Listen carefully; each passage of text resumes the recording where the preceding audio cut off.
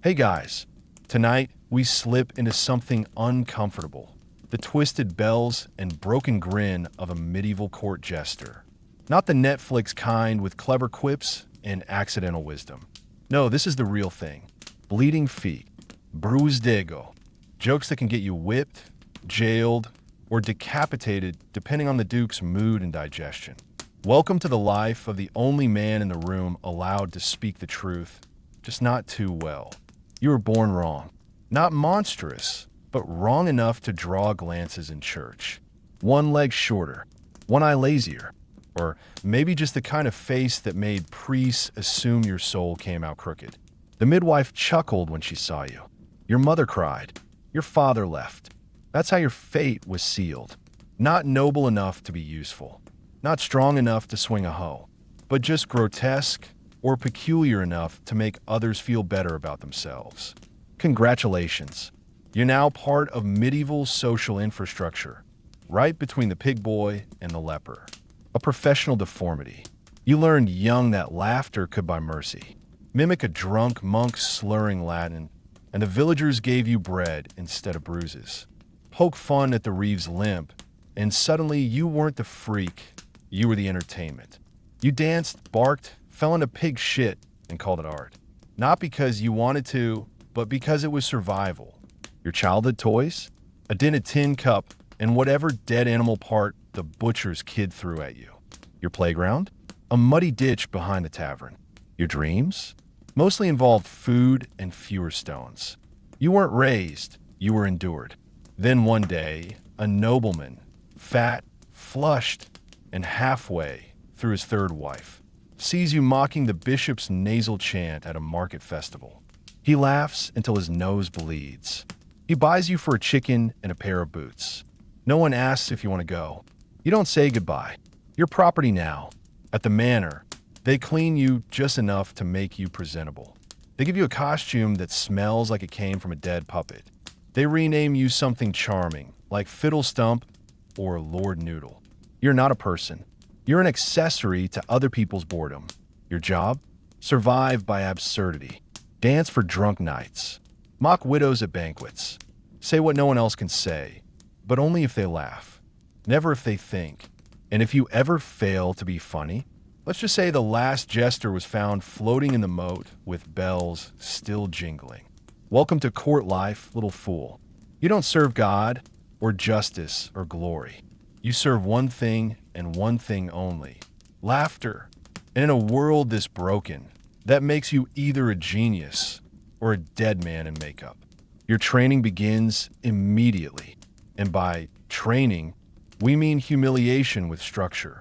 No books, no teachers, just a bitter old jester named Wart, who smells like vinegar and disappointment and wears a codpiece for no clear reason. Wart doesn't teach you jokes. He teaches you survival. Lesson 1, don't be funny too well. Make the Baron laugh harder than his son, and suddenly you're in trouble. Lesson 2, never joke about the Queen's beard. It's not a metaphor. And lesson 3, always know where the exit is, especially when wine is involved. You learn the language of court fast. The sigh of a bored duchess. The twitchy eye of a jealous prince. The way a fat lord twirls his ring when he's about to throw a leg of meat at your head. You study them like predators because they are predators. You're not a performer. You're a prey animal with good timing. Meals become your stage. Banquets are your battlefield. You juggle rotten pears while pretending you don't notice the mold. You mock the bishops, snore mid-sermon, and hope God's too busy for lightning. You dance on tables covered in gravy while nobles cheer and pigs eat the hem of your tunic. You pretend not to notice. That's part of the act. The peasants back home think you're living in gold-plated luxury. Let them think it. Let them imagine you sipping mead from jeweled goblets while petting swans. In reality, your bed is straw, your food is scraps, and your job description reads, dance until someone more important forgets they hate you. The nobility loves you, in the way a drunk loves a chamber pot. You're useful, necessary, disgusting, and always at risk of being kicked over. But you rise in the ranks, not through charm, not through grace, but because you don't die. You dodge the flying bones. You bow at the right insults. You make the Baron's gout sound like divine punishment for oversexed pigs. He laughs so hard, he forgets to throw you in the moat. And that, dear fool, is how you win. You're not a clown. You're a weapon. A mirror they can laugh at, because if they ever stop laughing, they might actually see themselves. And nobody in power wants that. Your official education begins in the royal kennels, which is ironic, because that's also where you're sleeping. You're given a mentor, a man named Phil Thrick who hasn't had a tooth since the last crusade and smells like boiled onions left in a boot. His first lesson? Never outshine a noble. Just outfail them. You learn the classics. Falling, farting, feigning ignorance. How to pretend you didn't hear the Duchess slander the Queen. How to make fun of the bishop's mistress without him noticing. How to joke about the king's hemorrhoids and still keep your head. The trick, you discover, is to always punch up, just not too hard. A jester's insults are like porridge, warm, soft, and never served with knives. Phil Thrick demonstrates his comedy routine, which includes whistling with his armpit, juggling dead rats, and pretending to be a possessed goat during sermons. You're horrified, not because it's undignified, you passed that exit years ago, but because it works. Nobles howl with laughter. Coins fly. Meat scraps are tossed your way like your charming feral cat. And then comes the whipping. Because Lord Waddleworth didn't appreciate the bit about his third chin. You weren't even joking about the third one. You only mentioned the second. You spend the next 3 days lying on your stomach, counting the cracks in the wall, wondering if bruises can learn to scream. Phil Thrick cackles nearby. Now you've got timing. Eventually, you're allowed to perform at feasts. You're dressed in bright yellow tights and a hat that rings every time you move like some kind of idiot bell tower. The guests are drunk. The room stinks of goose grease, urine, and privilege. You juggle chicken bones. You sing songs about the king's flatulence. You mock a knight's limp, and somehow, miracle of miracles, they laugh. You're a hit. For now. But you know better. Laughter is currency here. One bad performance, one joke too sharp, and you'll be back in the kennels, or worse, in the ground, next to the last guy who thought Princess Pimplebottom was a clever nickname. You start writing jokes in your head like they're spells. Some for flattery, some for defense, some for vengeance. You develop a sixth sense for danger. You can hear it in the way a goblet slams down. You can see it in the flash of a ringed hand. You know when to double down and when to grovel like a wounded duck. You learn that shame is a tool. So is fear. So is your own body, which now knows how to vomit on command, fake seizures, and cry while crossing your eyes. It's not comedy. It's survival. The first rule of core performance: don't trust a full belly. Laughter after stew is not the same as laughter after soup. The heavier the roast, the riskier the joke. Tonight is a royal feast, which means twice the wine, thrice the meat, and 4 times the risk of dying because someone didn't appreciate your impression of their gout. You arrive with bells jingling and a gut full of nerves. Your hat has feathers today, 2 of them. One's from a goose, the other from something you hope was once a bird. Your entrance is choreographed humiliation. You trip, fall, fart, and apologize to a roast boar for being a lesser pig. The Duchess howls with laughter. The knight snorts wine through his nose. Even the Queen lets out a wheeze that might have been a giggle or indigestion. You're flying. Until you're not. You make the mistake of turning toward Lord Havelock the Silent, a man known more for killing squires than chuckling. You bow, quip, and perform your patented chicken with a limp routine. Silence. A coin hits your forehead. You bow again and pretend it was meant as applause. Phil Thrick warned you, never make eye contact with someone who names their sword. And you did. Now Havelock is chewing his meat like it's your spine. Later, you'll find pig's blood poured into your boots. Standard warning. You're learning the delicate science of noble digestion. Too drunk, and they'll think you're hilarious. Not drunk enough, and they'll think you're heretical. Too full, and they'll fall asleep on you. Too hungry, and they'll roast you next to the duck. And if one of them is sad, oh no, God help you if one of them is grieving, because now your job is emotional hostage negotiation. Dance, clown. The Duke's dog died. Make it funny. So you tell the story of your own dead dog. A lie? Obviously, you've never owned anything. But the tale of Sir Biscuit the Brave, who bit the bishop and was boiled for it, that brings down the house. Laughter through tears. You're saved again, but it's always temporary. Back in your corner, you peel off your bells and whisper to yourself the mantra of every courtful. Feast or flog. Smile or die. No one laughs forever. Your body aches. Your face hurts from grinning. Your soul? You left that somewhere between the fish course and the pudding. Still, you survive the night. And survival, for you, is the highest form of art. You don't carry a sword. You carry props. And believe me, they're more dangerous. Your chest of tools includes 3 rubbery bladders, a wooden chicken leg, 7 wigs, ranging from angry widow to noble with lice, a hand puppet named Sir Belchbottom, and a collapsible cane that can also be used for poking sleeping nobles or fishing sausages off on attended plates. This is your armory, your comedy cache, your survival kit. You polish your fake nose like a knight polishes his blade. You rehearse pratfalls like monks recite prayers.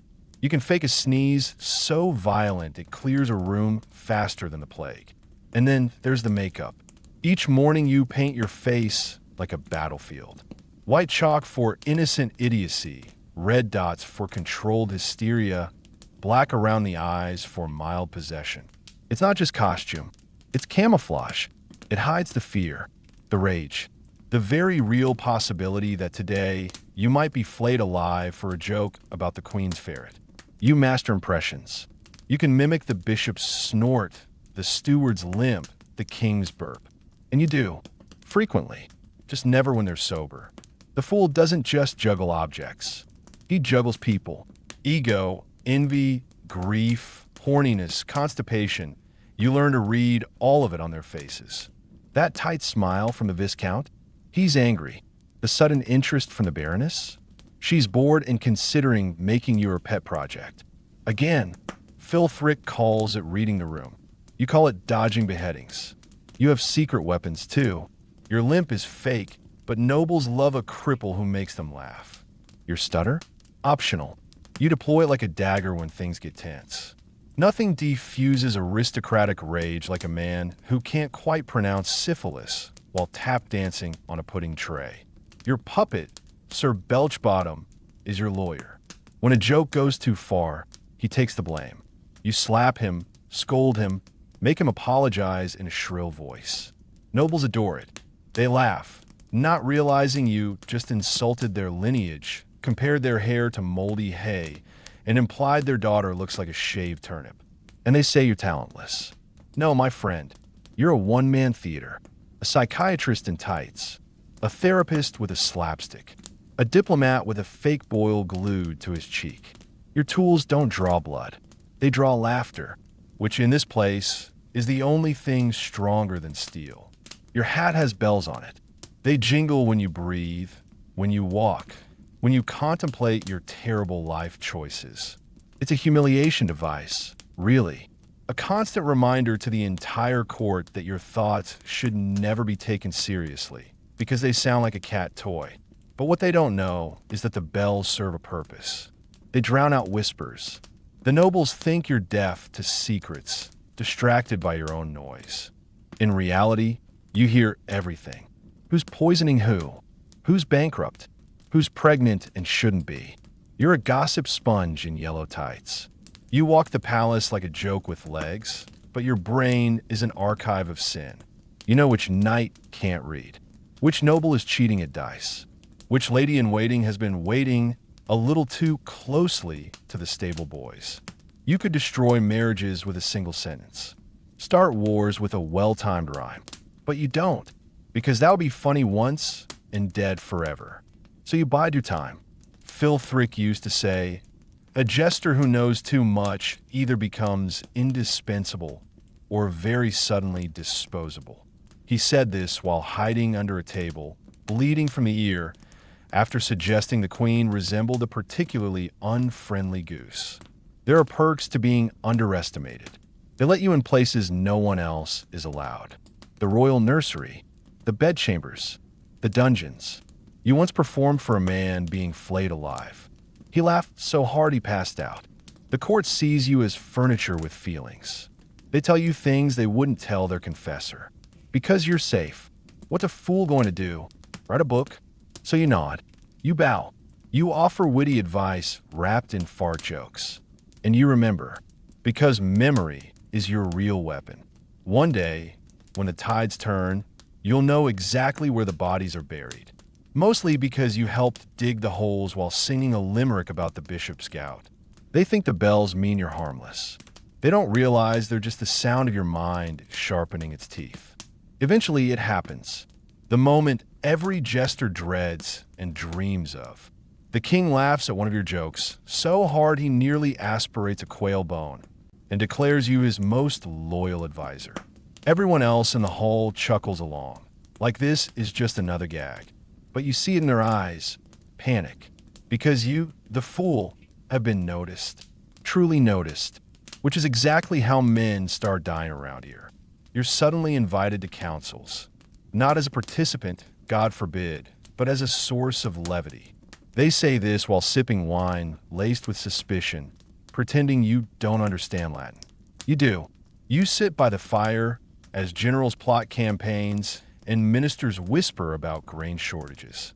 You nod like a trained pigeon and mentally translate everything in a rhymed filth for later. And then, one day, the king turns to you and says, "What do you think?" You freeze. Your tongue fumbles. You make a joke about the duke's double chin being a secret granary. Laughter. Nervous, forced, but enough. From that moment on, you become the royal punchline. A court-sanctioned truth bomb delivered with juggling pins and a squeaky hat. Nobles begin using you. Make jest about the chancellor's wife, one whispers. Imply the steward bathes with pigs. They pay in meat, wine, or favors. You become the most powerful, powerless person in the room. Until the steward snaps. He laughs through gritted teeth. He claps a little too hard. And later that night, someone slips a live snake into your bedroll. Classic nobility. Subtle as a mace to the crotch. Filthrick sees the bite on your leg, nods, and mutters. You're climbing the ladder now. Rungs get slippery. You survive, of course. You always do. You exaggerate your limp, get extra pity sausages, and use the near-death experience in a new song. It kills at dinner. Not as hard as the snake tried to kill you, but close. You start to understand something important. You're not just a joke. You're the delivery system. You inject truth into royalty like a leech to a festering wound. And if you're lucky, they laugh before they bleed. But you also learn there's a fine line between jest and treason. The day you forget where that line is, the punchline will be your head rolling into a wine-soaked trench. You're not rich. You're not noble. You're not respected. But somehow, you have better meals than the stable master and sleep closer to the throne than the high priest. That's because you're a pet. A dangerous, useful, occasionally hilarious pet. The royal family feeds you, houses you, and parades you around like a monkey with a mouth. But the moment you bite too hard, they'll drown you in the moat and replace you with a parrot.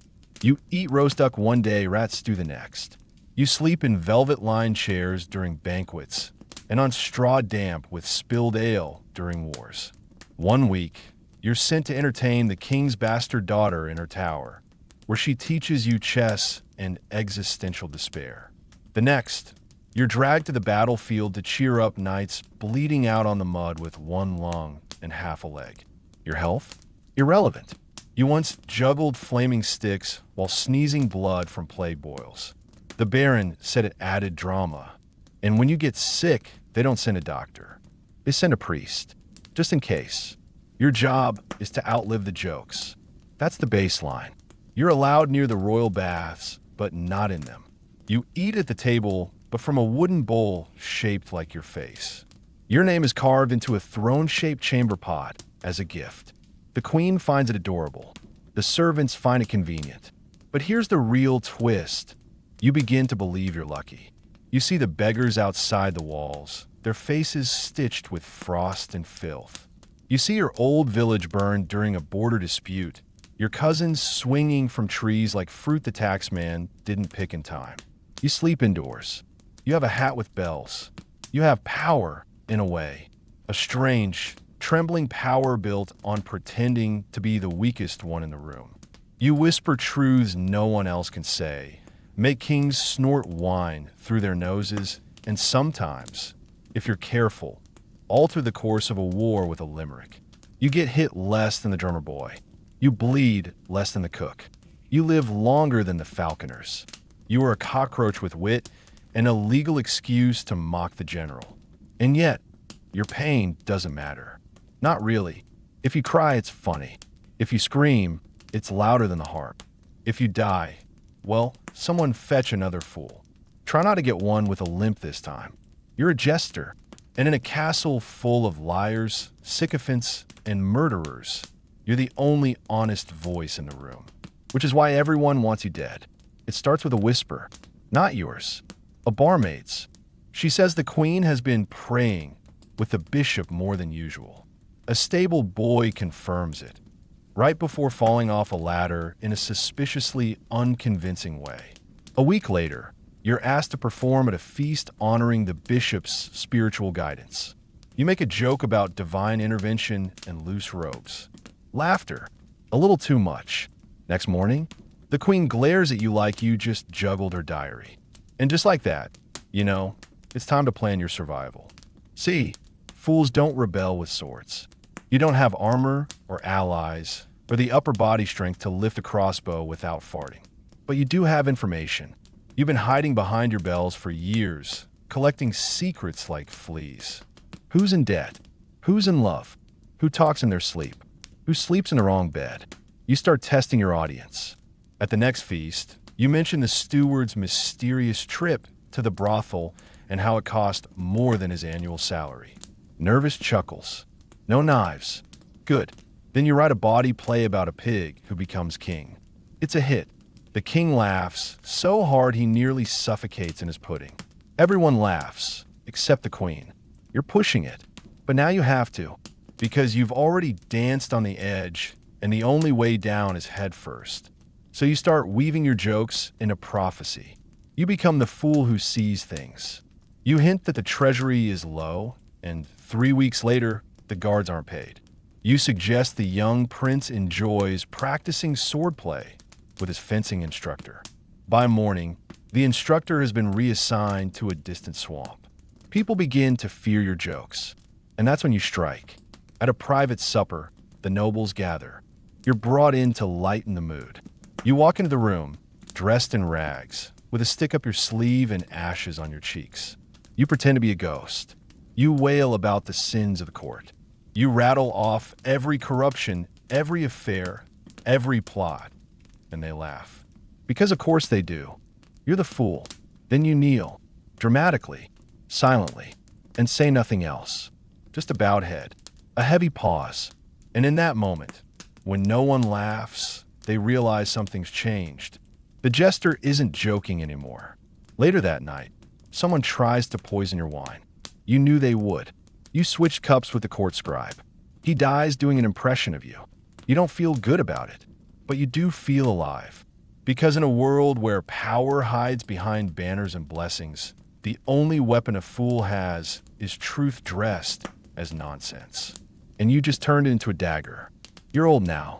Not ancient, but definitely beyond juggling age. Your knees creak louder than your bells. Your once yellow tights are now a suspicious shade of beige. And the hat? You burned it. Somewhere around your third attempted execution. But you're still here. Because somehow, against all odds and sharp objects, you've outlasted them. The king? Poisoned. The queen? Exiled. The bishop? Retired under mysterious circumstances involving a goose, a bucket of wine, and your finest performance to date. You live in a dusty corner of the castle now, officially listed as court historian, which is just a polite way of saying too dangerous to fire. The servants bring you food. The new nobles avoid eye contact. The new king, A nervous boy with a jaw like pudding bows when he sees you. You start each morning the same way, with laughter. Not because life is funny, but because laughing first means no one else gets to use it against you. And still, they ask for a show. At royal feasts, you're wheeled in like a relic. You do impressions of the old court. The queen's accent, the bishop's waddling walk, the way the king used to pick his nose during council meetings. Everyone laughs. Some nervously, some like they don't quite get the joke. But you're not doing it for them anymore. You're doing it for the ghosts. Filthrick, toothless and proud, clapping in the corner of your memory. The stable boy who never stopped giggling. The poor scribe who died pretending to be you. They're all watching, somewhere, shaking their heads and whispering, "The mad bastard made it." And on the nights when the wine is warm and the fire crackles just right, you lean in close to the young jesters who've come to watch you work. Fresh-faced, eager, not yet broken. You tell them the secret. How do you survive? One asks. You grin, toothless. Easy, you croak. Die inside early. Everything after that's just rehearsal. They laugh, and you feel it. That tiny ember still smoldering deep in your chest. Not hope, not pride, just mischief. You sit back, listening to the laughter echo through the hall. Your voice, your words, bouncing off stone. Not a crown, not a statue, but a legacy all the same. You weren't noble. You weren't brave. You weren't good. But you were funny. And in the kingdom of knives and secrets, that meant you got the last laugh.